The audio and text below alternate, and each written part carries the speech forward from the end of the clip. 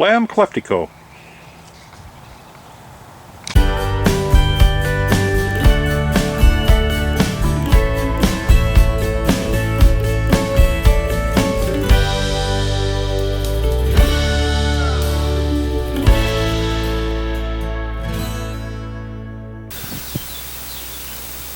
Hello everybody.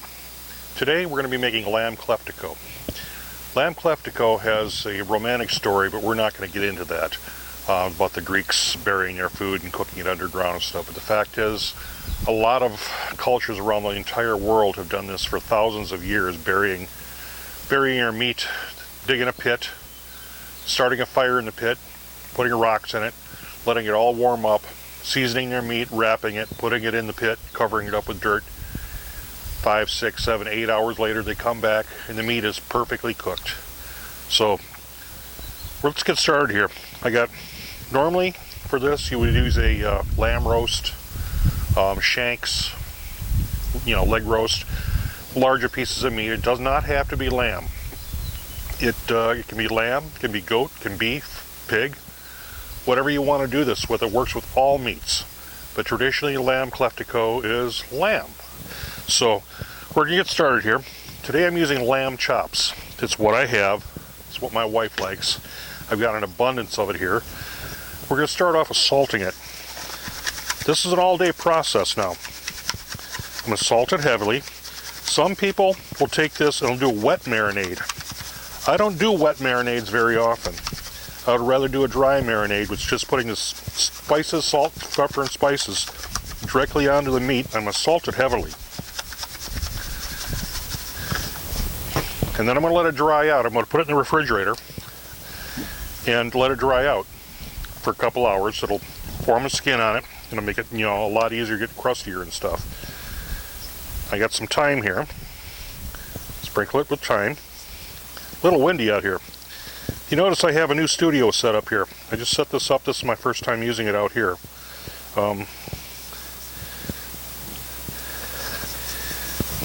Gets a little windy back here, so I'm going to have to do some changes, but I like it back here. I can do my videos while it's raining, snowing, whatever. Up the other place where I had it up on my patio. Up on my patio, I couldn't do that. I had no covering over the top of me. So that was thyme. Now I got some rosemary, some crushed rosemary. I'm not going to put the olive oil on until I get ready to cook it. You can put the olive oil on last. The olive oil does not allow the seasoning to be sucked into the meat. This is an osmosis process. When you put the salt on, it starts to sweat. You'll see the juices coming out. Then after a while, they go right back in, and the flavoring goes into the meat. If you put the olive oil on, you don't get so much of the flavoring going into the meat. I have here some fresh cracked pepper on it.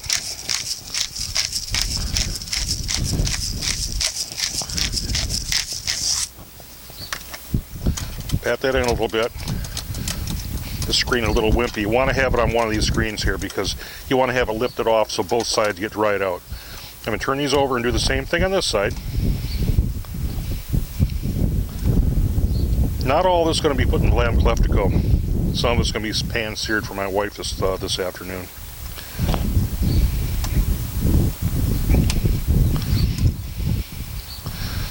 Other people will take this, they'll put the marinade in with the lemon juice and all the herbs and spices, and some people put cinnamon here. While I'm talking about spices, some people will put cinnamon. I don't use cinnamon hardly ever. For one thing, I don't really like cinnamon, and I got somebody very, very sick one time, a friend, very sick. I did not know that they were allergic to cinnamon. I never heard of that. But they actually went into anaphylactic shock because of cinnamon. So I leave the cinnamon off. This is primarily for my wife and I, but if we do have a guest over, I'm going to freeze part of this after it's all done. I'll go through that. But if we do have a guest over, I don't want them getting sick from being allergic to cinnamon. A lot of people have allergies, strange allergies. When I was growing up, it seems like nobody had allergies to foods. Anymore, it seems everybody has allergies. I think it has to do everything with the garbage that they're putting in our foods. All the preservatives. We don't need those preservatives. Go natural.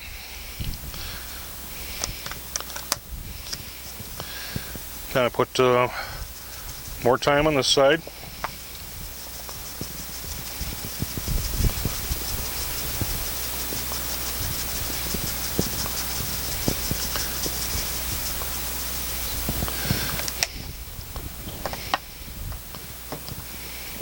A little more rosemary, crushed rosemary.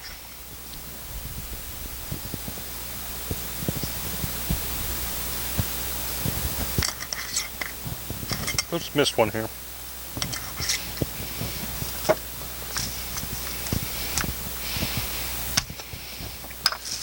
More pepper on these.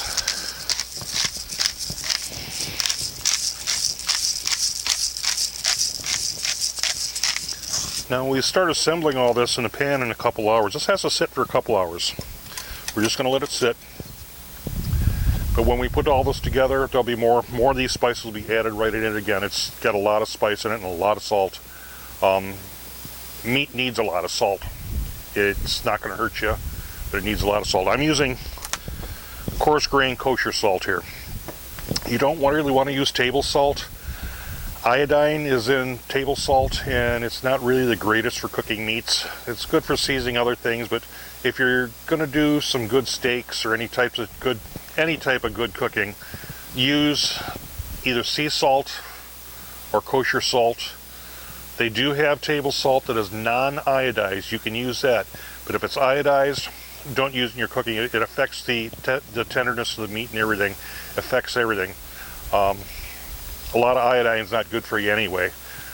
Okay, I'm going to let this sit, and I'll be back in a couple hours, and we'll start assembling this.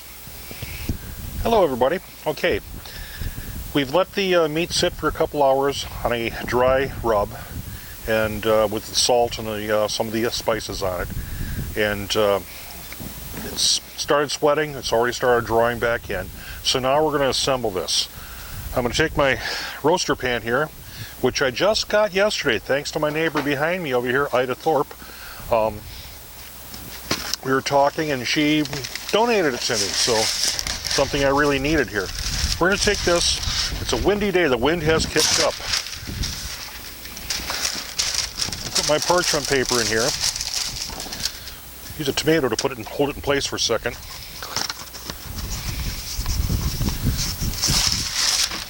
Oh, ran out of parchment on that one. Okay, let me open up another box here.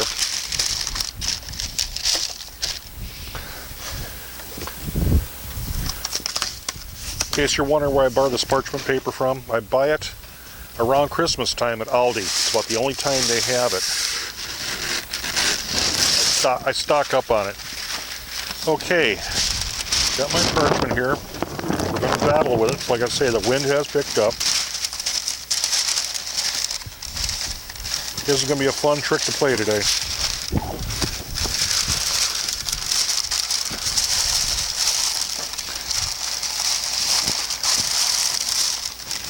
I put this in the same category as saran wrap, cling film. Okay, stay there. I got some potatoes here that I peeled and sliced up. Had them sitting in water here. I'm going to put these in the bottom. Take my tomatoes back out here.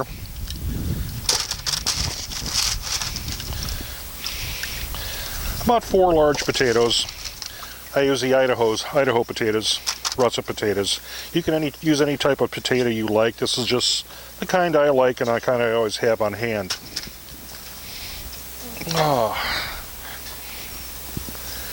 Cold water. The temperature has dropped immensely. Say, this is going to be fun with all this wind. Okay, I have some garlic here that I smashed and peeled. I'm going to chop it up here. Now you can take this, you can put it in a pan and brown it a little bit if you want. I'm just going to throw it straight in today.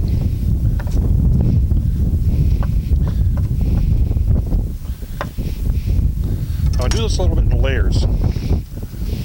Throw some of my garlic in.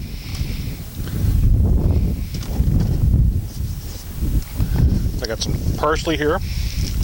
This is the Italian parsley. I'm going to lightly chop this. I'm not going to chop it real fine.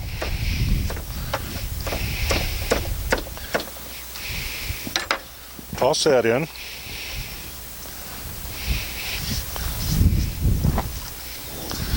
Now I take some more thyme. Sprinkle the thyme in on it. About that much. Some salt.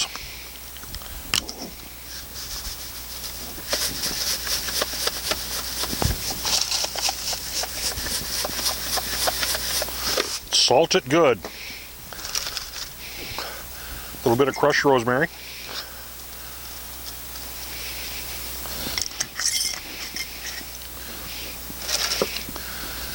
Now, I have some lemons here. You want to roll your lemons before you cut them. That breaks them up, makes it easier to squeeze the juice out. Use my handy dandy professional seed strainer here.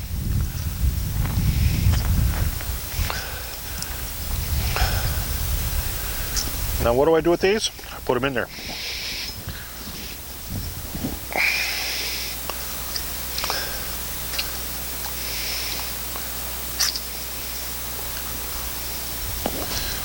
Don't waste anything.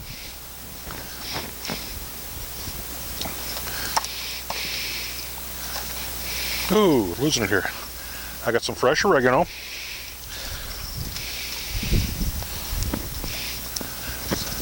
I'm going to plant a lot of this year. This stuff is expensive in the stores. Throw the twig in there too because it gives off flavor. When you strip these, you strip them backwards.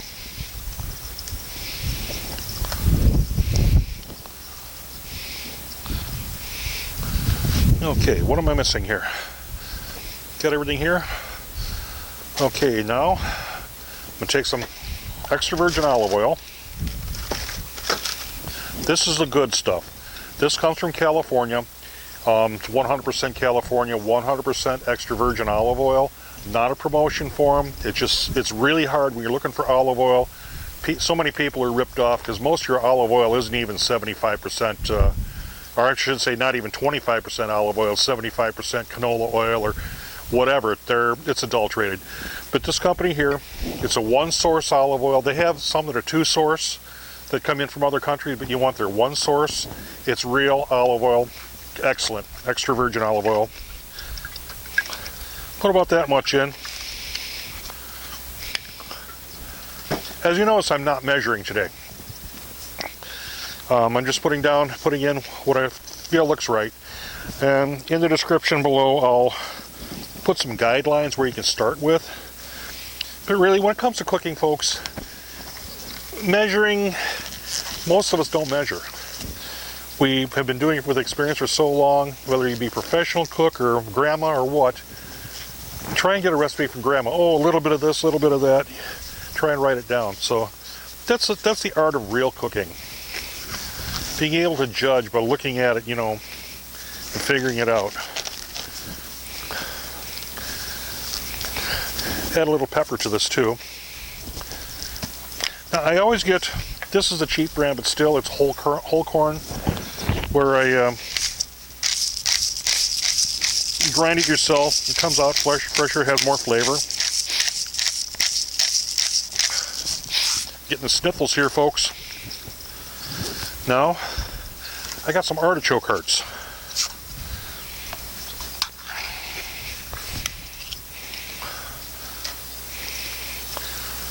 You can put these in, or you don't have to if you don't want to. It's all up to you.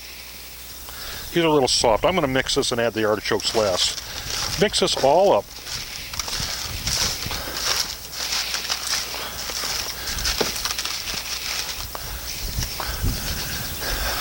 Don't have enough time on my hands.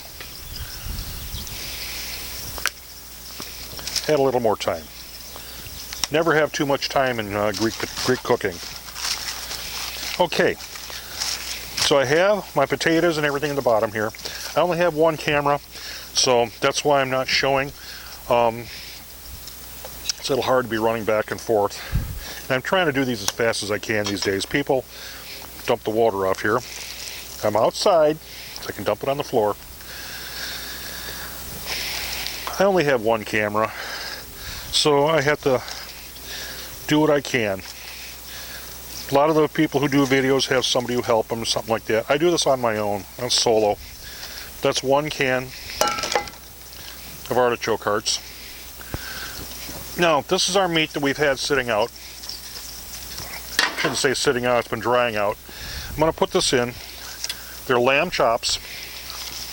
You can do this any cut of lamb you want. It does not have to be the lamb leg of lamb, shoulder, what have you.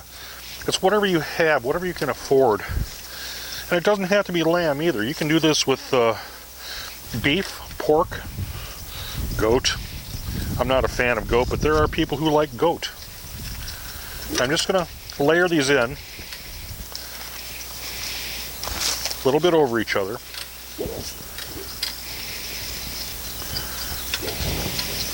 This is going to slow cook 350 degrees for about 3 to 4 hours. I'm going to take it inside my house where I have my oven warmed up because I don't have an oven out here. And I'm not going to dig up my backyard to make a pit. So, now that I have that in there, I'm going to take the rest of my garlic here. So you can roast your garlic if you want. Sprinkle it over the top there. I have whole garlic cloves. This is garlic from the United States. The way you can tell that, this has got the roots on it. If the roots are carved out, it comes from China, and it's really not the best garlic. So you can look for American garlic. You know, like I say, you can tell by the roots. I'm going to cut the top off here. Put that in there. I'll put these ends in there too. I got three of them that I'm going to do. You can do as many as you want. The paper is not going to hurt anything.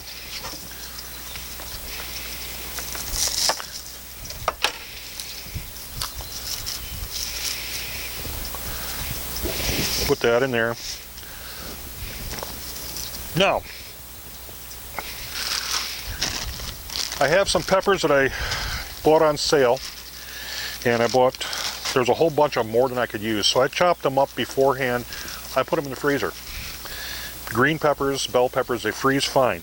Now I'm just going to take their large cut, nice chunks, and put those in over the top. Spread them out however much you want.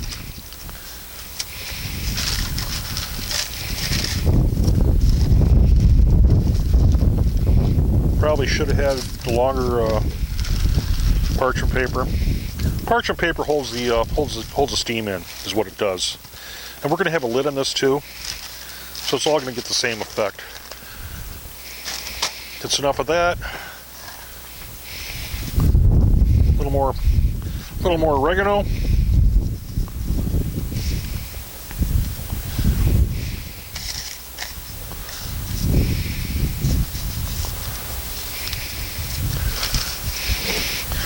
Yeah, more stuff.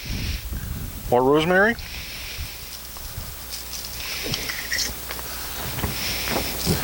More pepper.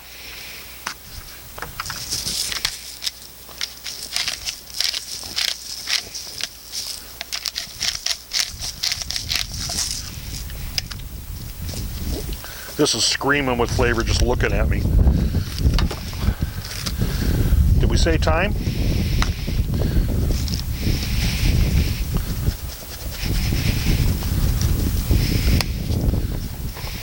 Guess what, folks? More salt.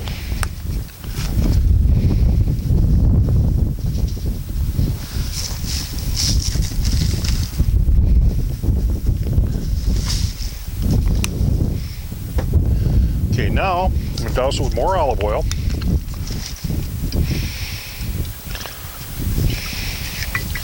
Make sure I get it on top of that garlic.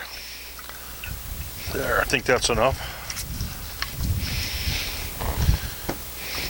Okay, now we have tomatoes. I'm using Roma tomatoes. You can use any type of tomato you want. I like the Romas. They seem to have a little more flavor. We're going to cut these in big chunks. Toss them in there. I got 4 of them here that I'm using today.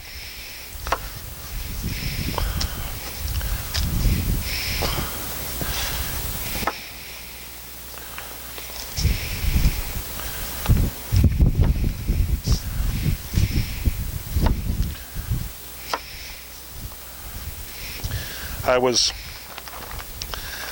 out shopping while that was dry marinating, and a friend of mine got a hold of me. I have a grill behind me that I had received for free. It was going to the junk pile, and somebody had taken all of the internal parts out of it.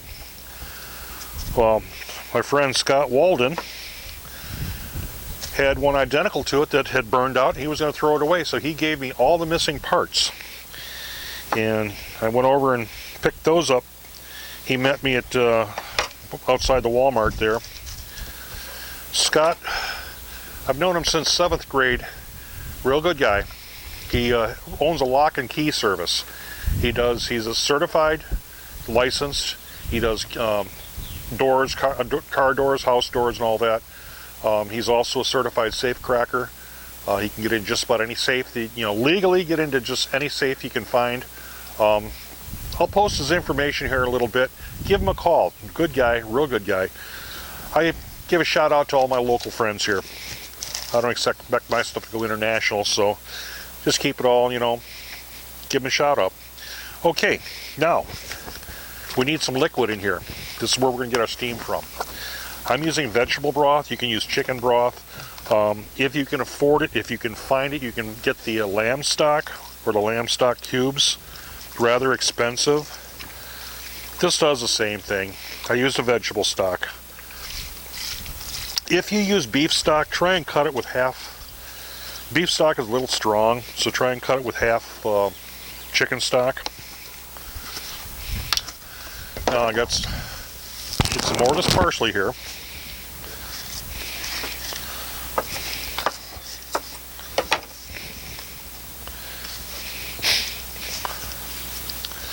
I've got a lot of Greek friends, and I've eaten a lot of Greek food. They're great people to party with. They love to eat. And it seems they never have enough seasoning on their food. So again, I'm going to slice these up. Toss them on the top here. I got into Greek food years ago. Somebody took me to a Greek restaurant and I fell in love with it. And then I had a job where I had to be downtown Chicago quite often, just about every single weekend. And I started going to the Athena restaurant. That was owned by the Soukalos family. Another family owns it now. George, Nick, I can't remember his dad's name, probably Pete. I can't remember, but fantastic family. George Soukalos actually helped me get this house that I'm living in. He's also a real estate agent. They sold their restaurant, and George went into other things. Fantastic guy, but yeah, that's where I got my taste for Greek food, and I learned a lot from those people. I've got a lot of Greek friends. They have, I get all my equipment from another Greek named Nick Giacu from Olympic Store Fixtures down on Cicero in Chicago. But yeah, that's where I got all my influence on all this. Okay, now we need to have some feta cheese in here. So I have some seasoned feta cheese here. This is not the traditional. I can't pronounce the name of the cheese that actually goes in here. This is not the traditional, but if you can't find it, you can use the feta cheese. Now this is something different. You can add just about anything you want to this as far as vegetables. They usually don't add asparagus to this, but Greeks do like asparagus, so I'm going to put asparagus on top of here. And more feta cheese.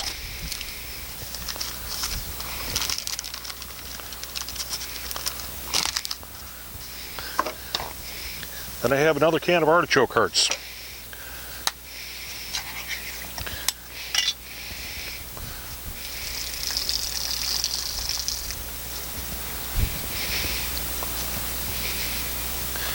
These are diced, they're not the whole artichoke hearts. Pile that on top.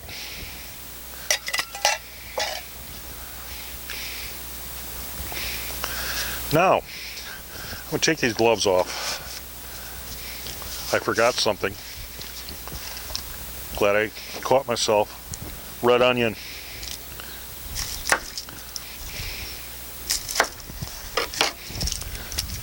I'll trim those ends out later on. You want to cut this in big chunks too.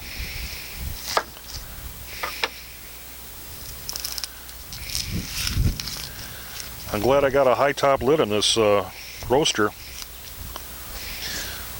A lot of people do this in a Dutch oven, roasting pan. Some people will actually just roll it up in paper and stuff like that and put it in the oven that way, as long as it's sealed tight to keep the moisture in. I know some people that actually do put it in the ground. I've done that many a time for roasting pig, roasting all kinds of stuff. There's a long romantic story about the Greeks, but in all seriousness, cooking in the ground, covering it up with soil, is done by every group of people throughout the world for thousands of years. Polynesians do it, Puerto Ricans do, they do it in South America. So, the story sounds romantic, but yeah. Okay, big chunks.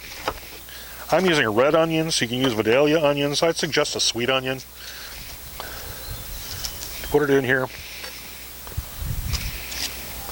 All these flavors are going to marry. They're going to marry with each other in this cooking process.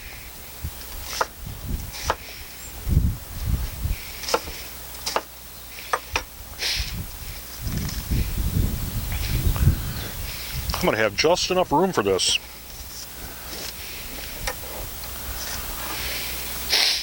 It's getting cold. Okay, now, as you can see, I have all that in there. This is packed. Oh, there goes my broth. Tipped it too far. Now I got some wine here. Use a lighter wine. Put that in there. And what the wine does, it cracks the flavor. The spices and everything, it cracks it and allows the flavors to come out. Let me put just a little more salt on here.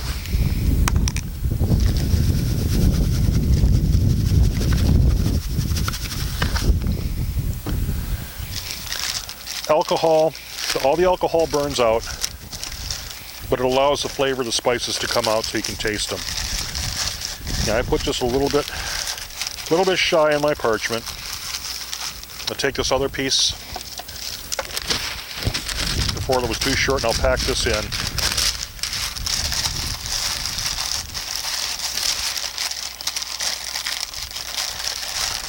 This just holds all the moisture in.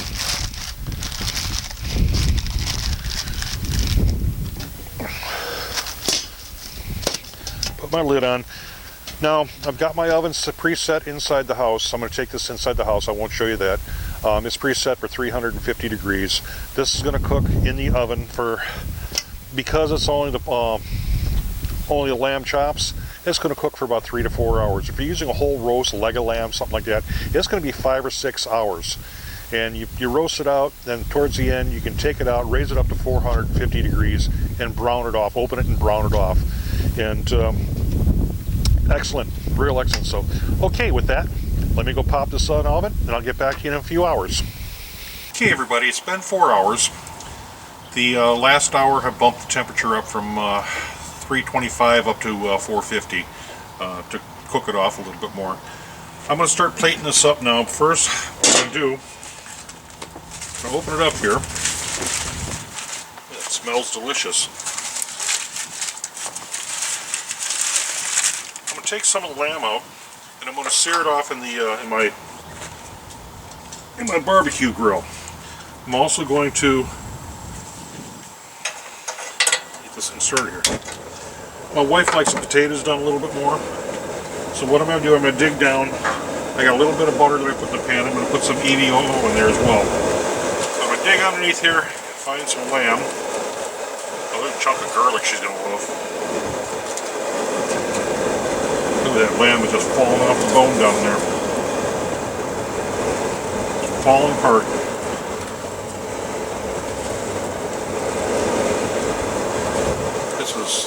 This is good.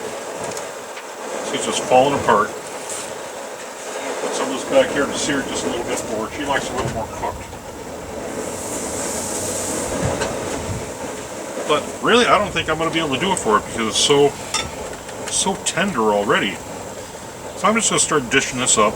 Some artichokes and some onions. Some tomato here. Nice chunk of garlic that she loves. Put some meat here in the center.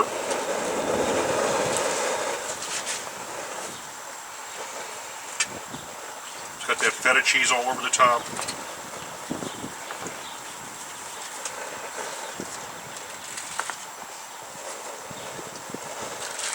Okay, the butter's starting to melt here. Get some olive oil in here.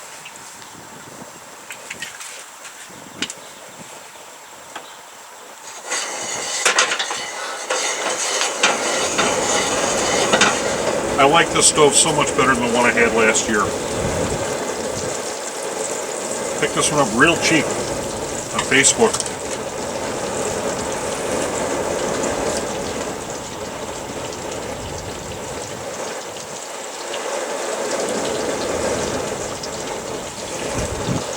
It's falling right off the bone. There's something I can put back here in a little more.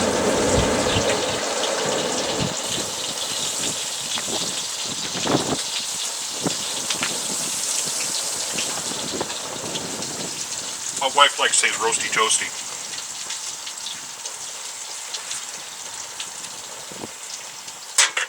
Oops.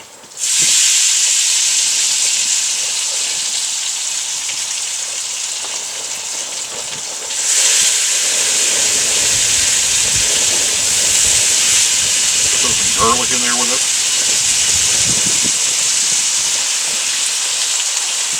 Boy, this meat is just falling off the bone. Trying to find the potatoes and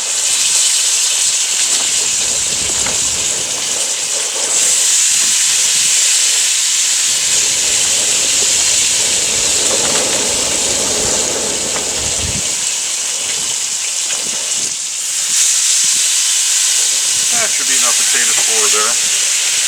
When the crisp blows up a little bit, a little more thyme here.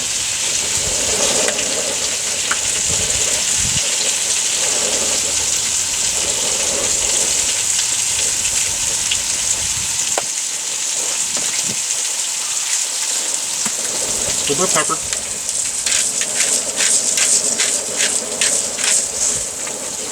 A little more salt.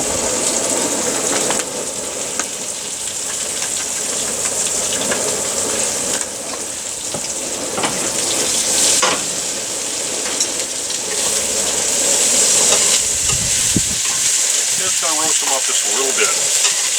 Make her happy.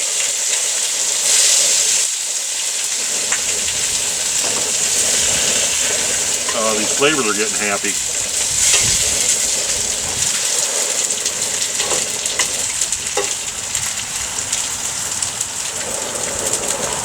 Doesn't take long, just takes a couple seconds here. Put the potatoes up here.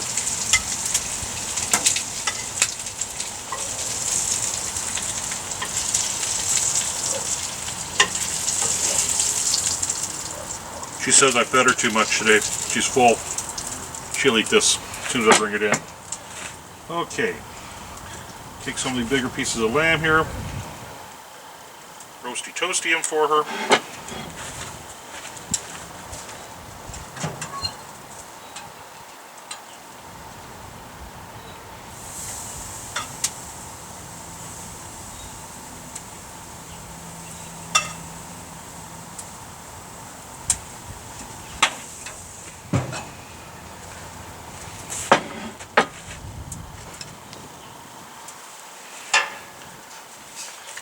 Let's see, what else can I find her in here for her?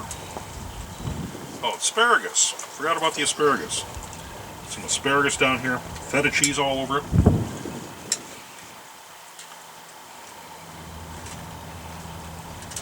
More garlic there. Put a piece of lemon on there for her.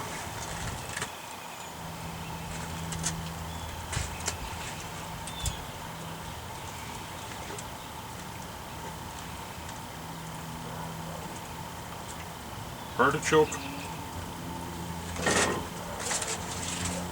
This is just absolutely delicious looking. I can't wait to dive into it myself. I'm going to take some of the garlic here, put it back in the pan. I'm going to roast it off on the top just a little bit.